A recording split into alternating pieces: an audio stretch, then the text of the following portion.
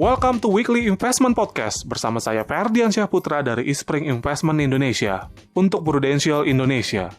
Meskipun kasus penyebaran COVID-19 masih dalam tren yang menurun sejak awal 2021 hingga akhir Februari 2021, berdasarkan pantauan World Health Organization atau WHO, akan tetapi, dalam beberapa waktu belakangan ini, kenyataannya cukup berbeda, di mana beberapa negara mencatatkan kenaikan kasus penyebaran COVID-19, yang bahkan gelombang baru peningkatan kasus ini membuat beberapa negara kembali harus menerapkan lockdown.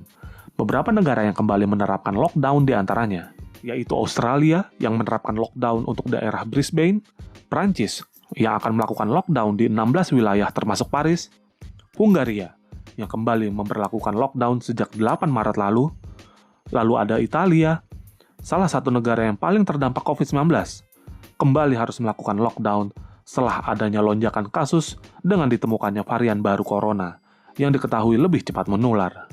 Lalu ada Filipina yang saat ini tengah berjibaku dengan masuknya varian baru corona B1351 dan memaksa pemerintah harus melakukan lockdown di sekitar wilayah Manila.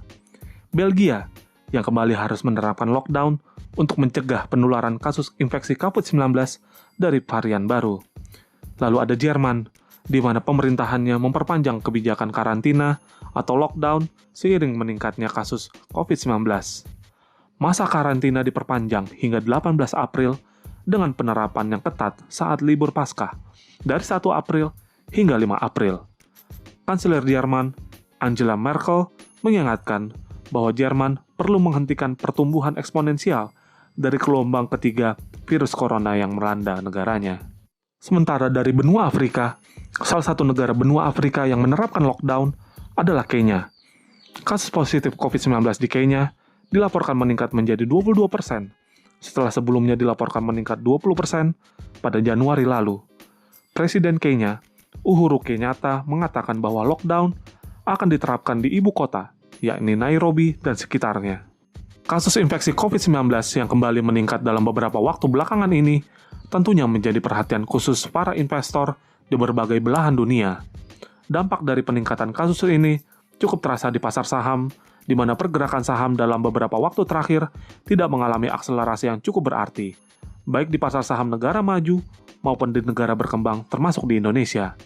Oleh karena itu, diharapkan penanganan COVID-19 ke depannya dapat jauh lebih baik, agar perekonomian dapat kembali normal, sehingga tentunya dapat berdampak positif terhadap investasi di pasar modal. Demikian Weekly Investment Podcast mengenai kasus penyebaran COVID-19 yang kembali meningkat. Semoga bermanfaat dan salam investasi.